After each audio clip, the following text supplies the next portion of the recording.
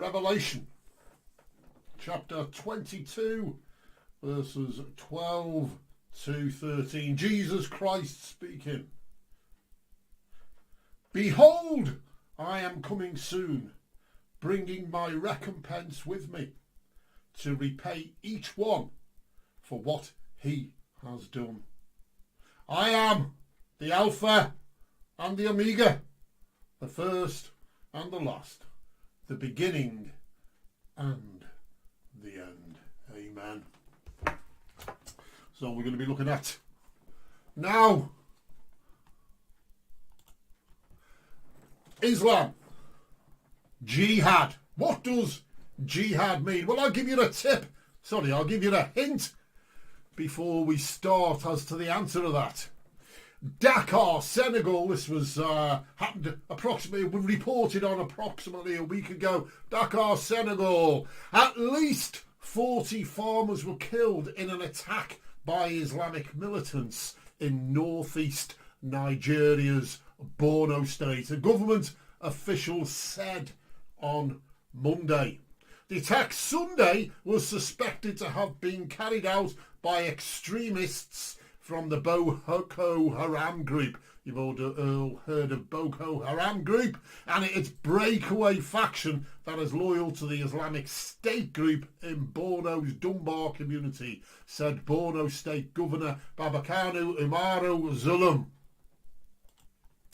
He warned civilians to stay within designated safe zones that have been cleared by the army of both extremists and munitions. Zulum also called for an investigation into the attack by the armed forces. Let me assure the citizens of Borno that this matter will be thoroughly investigated for further necessary action. Let me use this opportunity to call on the armed forces to track and deal decisively with the perpetrators of this heinous act of violence against our innocent citizens, he said. Boko Haram, Nigeria's homegrown jihadis, took up arms in 2009 to fight Western education and impose their radical version of Islamic law. Actually, no, it is Islamic law. They follow the Quran. The conflict, now Africa's longest struggle with militancy, has spilled into Nigeria's northern neighbours. Some 35,000 civilians, are you ready for this, folks? Some 35,000 civilians have been killed and more than 2 million have been displaced in the northeastern region, according to the UN. The 2014 kidnapping, do you remember that? Them schoolgirls, goodness me, is that long ago? They kidnapped 276 schoolgirls, and that was Boko Haram in the village of Chibok in Borno State. The epicentre of the conflict captured the attention of the world. And we'll come on to this slaves, etc., and they're being able to take slaves, women, etc., as sex slaves, basically. And this is one of the reasons why they took these women in Nigeria, these schoolgirls, in Nigeria in 2014. But here we have one of the latest Islamist attacks around the world in Nigeria. It's happening, folks. It's happening today. And I'm going to come on to now whereby this comes from, and the admittance by Islamic clerics, scholars, etc., who say, yes, we are to proclaim jihad. We are to take women slaves. And if you're a Muslim and you're in any doubt about that, you're wrong. This is what they say. And this is from Memory TV. This was from 2017, this one. Now, there's lots more out there. I've done other videos whereby we can read what the clerics are saying, we read what the scholars are saying, we read what contemporary Islamists are saying. And when they say these things, they are influencing other Muslims around the world to carry out these things and to adhere to these things. But what they're doing is pointing out what the Quran says. The Quran, here, okay? 1,000, approximately 400 years ago, written down by Muhammad, his companions, or whatever. And this is the book they follow. Not all Muslims follow this book, even though they're Muslims, because as a Muslim, you're born into being a Muslim. You can also become a Muslim, but anybody born to Muslim parents or Muslim father, automatically they're a Muslim, and this is why they have the high birth rates. But anyway, I'm digressing from there, and we're going to come on to this memory TV.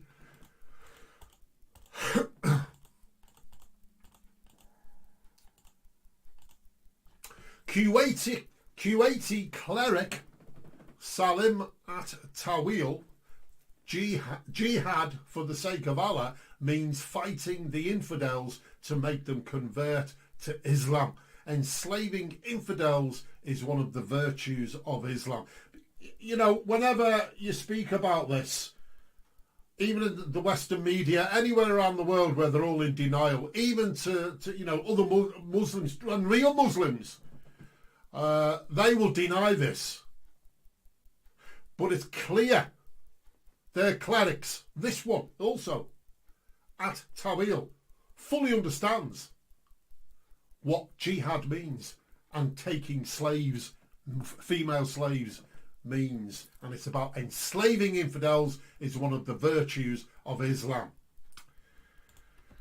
On November the 7th, Kuwaiti cleric Sheikh Salim bin Sadat al-Tawi published a lecture. Now, this lecture, I've recorded it and I'm going to play it at the end of this section once we've looked at this, so you can actually see and hear yourself this cleric speaking and declaring what jihad is.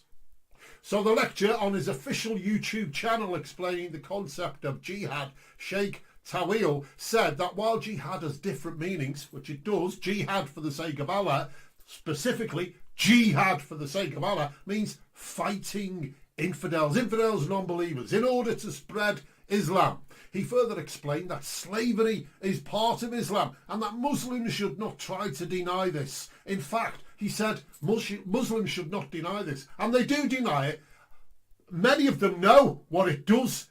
It does say to take slaves, but they're not going to proclaim that up front. It's all part of creeping jihad and eventually full-blown jihad. Should not try to deny this. In fact, he said, slavery is one of the virtues of Islam. Yes, a virtue of Islam, because it provides infidels with an opportunity to become Muslims and avoid the hellfire.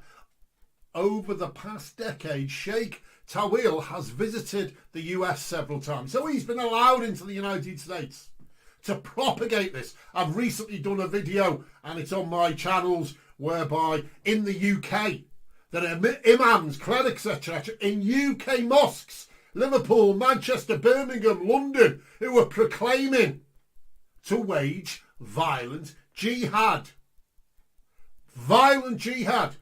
And these are being allowed to come into our countries to proclaim this message of jihad for exactly what Muhammad did, what from 1,400 years ago, waged violent jihad. So they've been guest lecturer. He's been a guest lecturer in mosques in Worcester, Massachusetts, Modesto, California, New York, and elsewhere. And in 2016, he participated in the 3rd annual UK National Knowledge Conference. Unbelievable. Unbelievable. When we speak about jihad for the sake of Allah, we mean fighting for the sake of Allah. Al-Tawil, when we speak about jihad for the sake of Allah, we mean fighting for the sake of Allah. The word jihad has other meanings apart from fighting. Fighting is only one of the meanings of the word jihad, but jihad for the sake of Allah refers to fighting. I've got to repeat that so you understand it. Jihad for the sake of Allah refers to fighting. We all know what fighting is. It's not a verbal fight. It's not a debate. It's not an argument. He clearly states fighting, physical fighting, waging jihad. The Quran calls for the necks to be struck of the infidel and the hands struck off, the feet severed from their bodies. Indeed, jihad is the pinnacle of Islam. Pinnacle. It's the mountain to climb. It's the peak to reach. If Islam were a camel, Jihad for the sake of Allah would be the top of its hump. The Prophet Muhammad called it the pinnacle of Islam. It is undoubtedly among the best forms of worship. It involves the sacrifice of one's soul and one's money. And great effort merits great reward. So yes, whenever you go and purchase any food whereby it's halal food, okay, you will be donating to the propagation of violent jihad, because they have to send a specific amount. So it's another tax. So if I go in and spend 50 quid on meat in an Islamic meat market or shop, and it's halal meat sacrificed to Allah and Islam, then some of that money will go towards propagating jihad, propagating Islam and the Quran and what it says around the world and in the UK and wherever you are. Yes, there is a defensive jihad and offensive jihad. Defensive jihad means defending yourself when you need to defend yourself. You do not need a fatwa when you are attacked. You are allowed to defend yourself any way you can. Okay, that sounds reasonable. If you can defend, we no problem with that whatsoever. But there's a big difference, isn't there? Waging offensive jihad means attacking the infidels in order to conquer. Are you ready for it, folks? Their countries. We fight in order to spread Islam. They're not fighting to spread the peace of Islam. They are fighting to spread the violence of Islam and the domination, the oppression of people into Islam. They want a global caliphate. The past 1,400 years demonstrates this. It took the Spanish 400 years to get Islam out of Spain. We fight in order to spread Islam. Waging offensive jihad means attacking the infidels in order to conquer their countries and bring them into the fold of Islam. Jesus Christ said, "My kingdom is not of this world. If it were, my disciples would be fighting." In other words, waging with the sword. Jesus Christ said his kingdom is not of this world. His kingdom is a kingdom in which he reigns, and it's righteousness, peace, true righteousness, true justice and true peace. And that Jesus Christ is King of Kings now, Lord of Lords, Alpha and Omega. When he conquered Satan on the cross, struck his head with his heel. Jesus Christ is King of Kings, Alpha and Omega, the beginning and the end, the Lord of Lords, and the last enemy to be defeated is death. For the past 2,000 years, Jesus Christ has been defeating his enemies, and the last enemy to be defeated will be death. My, Jesus Christ says, it's not by power nor by might, but by my spirit. But by my spirit. It's a spiritual struggle. It's a warfare in the heavenlies. It's a warfare of the. We don't fight against the way the world fights. We fight in prayer. We fight in the heavenlies, the unseen realm. Waging offensive jihad means attacking the infidels in order to conquer their countries and bring them into the fold of Islam. If they refuse to convert to Islam, they are commanded to pay the jizya, poll tax. And if they refuse to pay the jizya, they are killed. This is called offensive jihad. Basically, if they come into a country, you don't want to convert, you're offered the possibility to pay a tax called the jizya, like a poll tax, but even worse. If you refuse to pay that tax, then you're killed. This is called offensive jihad.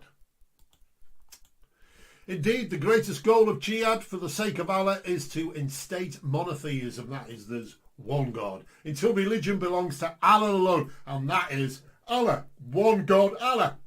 Or until religion belongs to Allah.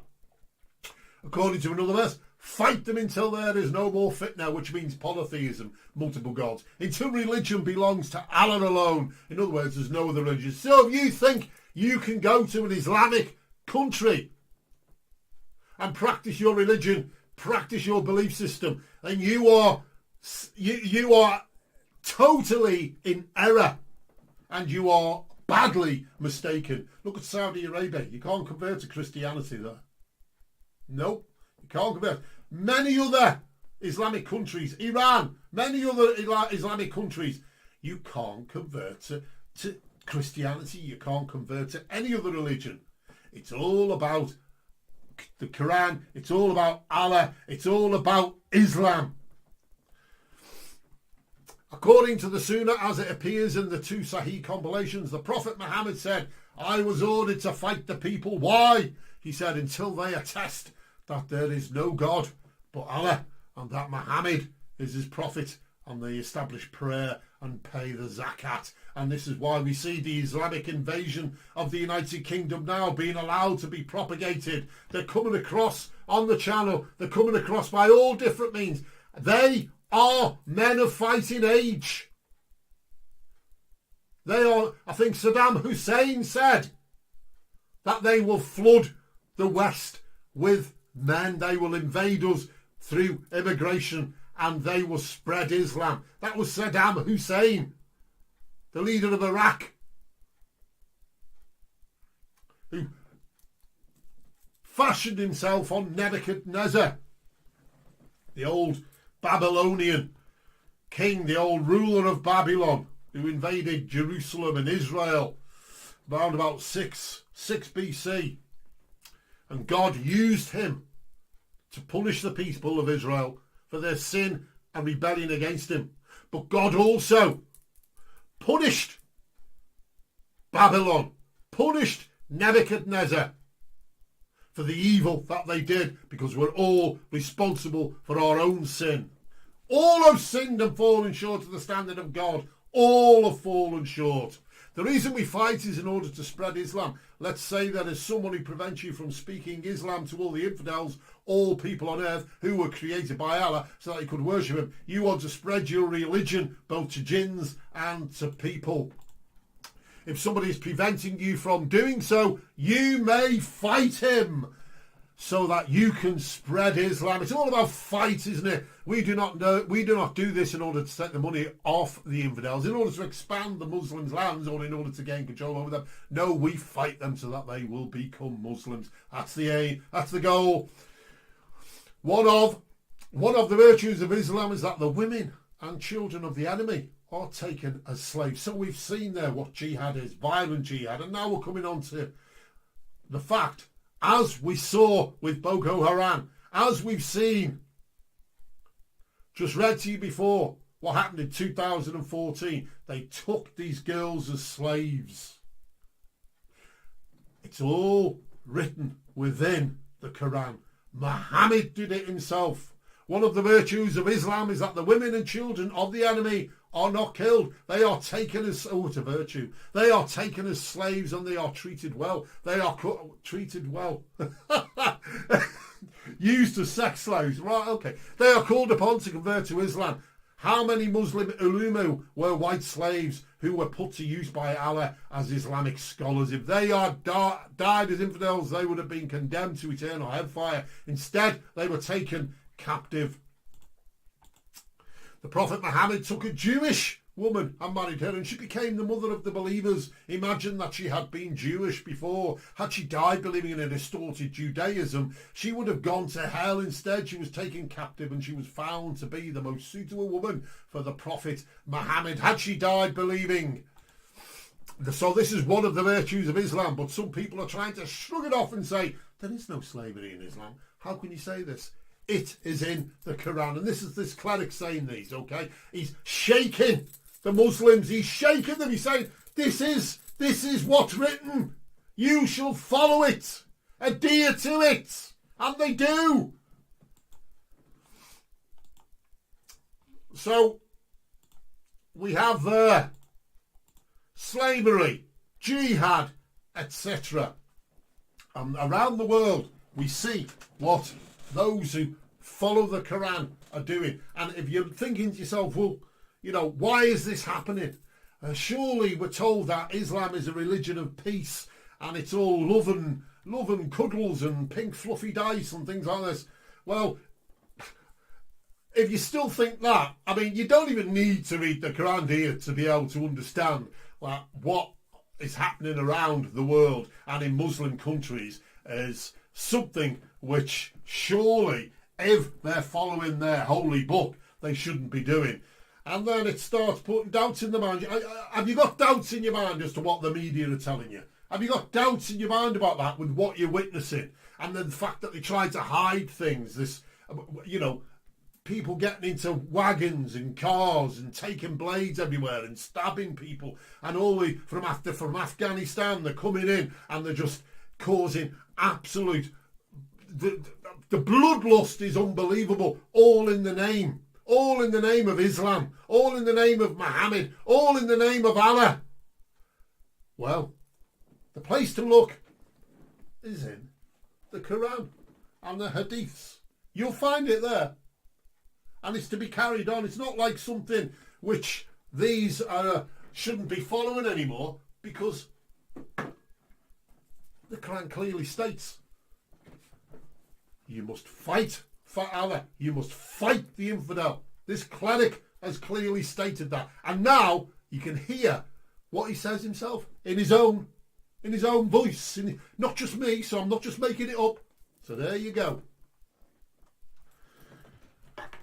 قيل الجهاد في سبيل الله فيراد به القتال في سبيل الله، وإن كانت كلمة جهاد هي أوسع من القتال، فالجهاد اللي هو القتال واحد من الجهاد، لكن عند إطلاقه الجهاد في سبيل الله المقصود ماذا؟ القتال. نعم، هو ذروة سنام الإسلام، كأن الإسلام جمل وسنامه أعلاه هو الجهاد في سبيل الله، فالنبي صلى الله عليه وسلم سماه ذروة سنام الإسلام، وهو من أفضل العبادات ولا شك، وفيه بذل الأرواح والأنفس والأموال، فإذا عظمت المشقة عظم الأجر. نعم، في جهاد دفع وجهاد طلب. جهاد دفع أن تدافع، يعني الجهاد الدفع، إذا الإنسان اضطر إلى أن يدافع عن نفسه هذا ما يحتاج فتوى أصلا، يعني واحد اعتدى عليك ممكن تدفع باللي تستطيع. جهاد الطلب أنك أنت تجاهد، تطلب الكفار حتى تفتح بلادهم الكفار وتدخلهم بالإسلام، وإذا أبوا الإسلام يؤمرون بالجزية، وإن أبوا أن يعطوا الجزية قتلوا. هذا اسمه جهاد طلب. نعم، هذه غاية العظمى من الجهاد في سبيل الله لتحقيق التوحيد حتى يكون الدين كله لله. الآية الثانية ويكون الدين لله، الآية هذه وقاتم حتى لا تكون فتنة يعني الشرك، ويكون الدين كله لله يعني حتى يدين الناس بالتوحيد ويخلصوا الدين لله عز وجل. وهذا قرآن، آية صريحة واضحة محكمة. وفي السنة قال النبي صلى الله عليه وسلم كما في الصحيحين أمرت أن أقاتل الناس. لماذا؟ لماذا؟ قال حتى يشهدوا أن لا إله إلا الله وأن محمد رسول الله ويقيموا الصلاة ويؤتوا الزكاة. الأصل في القتال حتى نبلغ الدين، يعني هناك من يعترضك يمنعك من تبليغ الدين، يقف حتى تريد أن تبلغ كل الكفار كل أهل الأرض الذي خلقهم الله لعبادته، حتى تبلغ هذا الدين الجن والإنس، فهناك من يعترضك، فممكن أن يقاتل حتى نبلغ الدين. ليس المراد حتى نحصل على أموالهم أو حتى تتسع رقعة بلاد المسلمين ولا حتى نتسلط عليهم ولا لا، المراد نقاتلهم حتى يكونوا مسلمين. من محاسن الإسلام أن لا يقتل النساء والأطفال، يؤخذوا أرقاء ويحسن إليهم ويدعون إلى الإسلام. وكم من مسلم من علماء المسلمين كان من المماليك وصار عالما نفع الله به، لو مات على ما هو عليه من الكفر لكان في جهنم خالدا مخلدا فيها، فيؤخذ. النبي عليه الصلاة والسلام أخذ امرأة من اليهود فتزوجها فصارت أم المؤمنين. تصور بعد ما كانت إيش؟ يهودية، لو ماتت على اليهودية المحرفة لكانت في جهنم، لكن أخذت في السبايا فوجدوها أنسب ما تكون لرسول الله صلى الله عليه وسلم. فهذا محاسن الإسلام. بعض الناس يعني يتملص من هذا الحكم ويقول لا ما في رق بالإسلام. ليش ما في رق؟ هذا موجود في كتاب الله.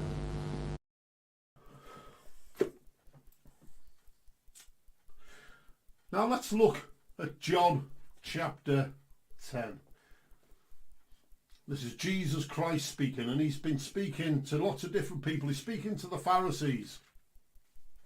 The Pharisees were religious leaders of the day, and Jesus Christ is on his way to Jerusalem to become the living sacrifice, to become the Lamb of God. John the Baptist declared him the Lamb of God.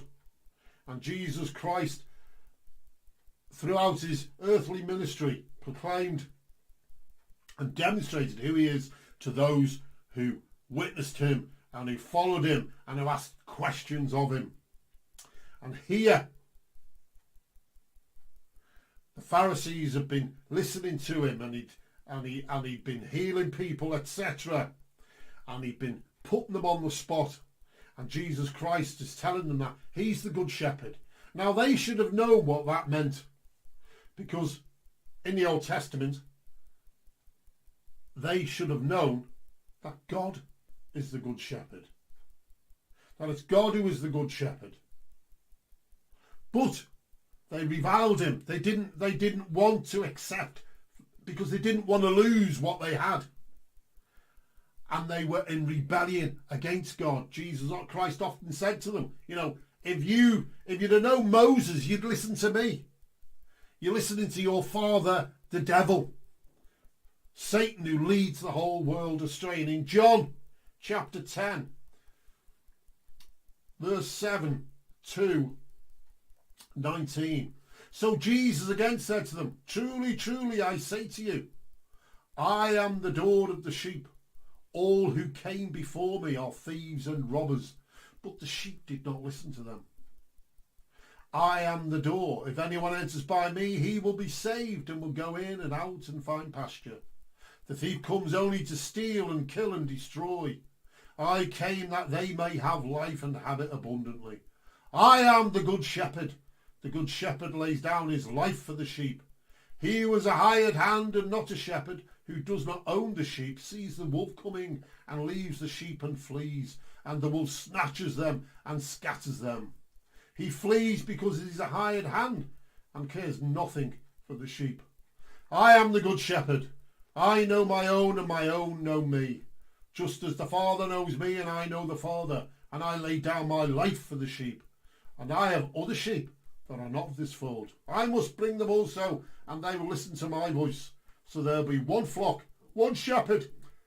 For this reason, the Father loves me, because I lay down my life that I may take it up again.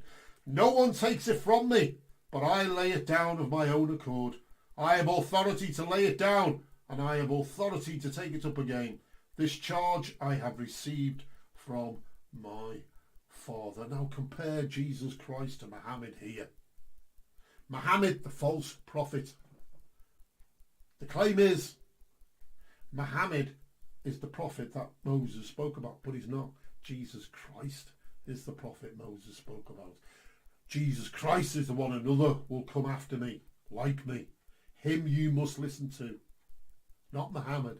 It's Jesus Christ. Muhammad was a bloodthirsty, sex deviant who married a 6-year-old and had sex with her when she was 9-year-old, Aisha. Muhammad used the sword, the physical sword, for his bloodthirsty ways, and he says to his followers, you must do the same. It's all in the Quran. What I've just read to you there, clearly this cleric, Tawil, says it's in the Quran. You must listen to the Quran. But Jesus Christ says that he is the shepherd. He is the door. And if anyone enters by me, he will be saved and will go in and out and find pasture. The thief comes only to steal and kill and destroy. What did Muhammad do? Steal, killed and destroyed. I came that they may have life and have it abundantly. Muhammad says, no one knows who's saved. Jesus Christ said, you believe in me, you are saved. Says, I am the good shepherd lays down his life for the sheep. Muhammad was a sinner, a selfish sinner who thought more about his own life than anybody else's life. He didn't care about anyone else's life. But Jesus Christ said, I lay down my life. He lays down his life for the sheep. The good shepherd. Now the shepherd would be protecting the sheep. And the shepherd would lay down his life for the sheep. He knew his sheep. The good shepherd laid down his life for the sheep. He was a hired hand and not a shepherd who does not own the sheep, sees the wolf coming and leaves the sheep and flees, and the wolf snatches them and scatters them. He flees because he's a hired hand and cares nothing for the sheep. Muhammad cares nothing for anybody. Muhammad doesn't care about you. But Jesus Christ says he cares for his sheep. I am the good shepherd. I know my own and my own know me. He knows you. If you're his sheep, he knows you. And his sheep know him. Can you hear his voice today? Can you hear Jesus Christ saying to you, I am the good shepherd. Just as the Father knows me and I know the Father, I lay down my life for the sheep. And I have other sheep that are not of this fold. This is in relation to those who are not Jewish. The first believers were Jewish. But he says, I have other sheep that are not of this fold. So he's talking directly there to the Jewish nation, the Jewish people. And he's telling them, I have other sheep that are not of this fold. This is the Gentiles. I must bring them also, and they will listen to my voice. So there will be one flock and one shepherd. For this reason the Father loves me, because I lay down my life that I may take it up again. This is speaking about his resurrection. He told those around him in the temple, destroy this temple and in 3 days I will raise it up again. That was his body, okay? That was his body, his humanity, his flesh. He took on human flesh. He tabernacled amongst us in flesh. God took on human nature. God took on human flesh. There was one person, two natures, human nature, divine nature, co-equal, coexistence. God incarnate, God tabernacled within his creation, took on human flesh to be like his brothers and sisters in humanity for those who came to die for. No one takes it from me, but I lay it down of my own accord. Jesus Christ laid it down of his own accord. I have authority to lay it down. He laid it down. And I have authority to take it up again, which he did. He took up. He was crucified. And after 3 days, like he said, in the temple, I will raise it up, destroy this temple. I have authority to take it up again. And he rose from the dead. This charge I have received from my Father. Jesus Christ came for his people. He's the shepherd of his people. He cares for his people. Why did he come? He came because of the death sentence put upon the whole of creation in the garden. Adam and Eve chose to disobey, chose to listen to the serpent. Did God really say? That same serpent, that is the God of Muhammad. That same serpent, that is the God of all those that don't believe. And Adam and Eve chose to listen to that serpent, the devil, Satan, who was a liar from the beginning, from the garden. And because of that, God is a holy God. His standards are higher than ours. They disobeyed God, listened to the serpent. And God placed the curse on creation. They tried to cover themselves with the fig leaf, their nakedness. But God killed and made a sacrifice, a covering of animal skin to cover their nakedness. And this was pointing towards what Jesus Christ did 4,000 years later. This was a temporary covering, looking to Jesus Christ, a type, if you like, a prophecy of Jesus Christ. And right up until Jesus Christ came, for 4,000 years, there was prophecies written about him. The whole Jewish sacrificial system is pointing towards Jesus Christ, God saving a people from Egypt, from through the flood, putting them in the land Abraham, from Isaac, Jacob, Joseph, all these, all of them. The human ancestry of Jesus Christ was protected. The salvation, God's salvation for his people in Jesus Christ. Here, Jesus Christ clearly stating he is the good shepherd. He is the sacrifice spoken of in the garden for his people. Jesus Christ came, proved who he was by what he did. All written about in the Old Testament, Isaiah 53, Psalm 22, many more. The book of Daniel. So the time came. The Jewish leaders, as we've spoken of here, didn't believe in him. They were more terrified of their nation being taken away by the Romans. And so they put false charges against him, and before Pilate, they said he calls himself a king. You can't let this man go. He calls himself a king. There's no king but Caesar. And so Pilate said, I find no guilt in him, and handed him over to them. And the Roman soldiers took him away, flogged him, crucified him, nailed him to that piece of wood. Confirmed dead. Roman soldier confirmed him dead, placed in a tomb. And just like he said in the temple, destroy this temple and I will raise it in 3 days. That body, the human body, that flesh, he had to become like his brothers. He lived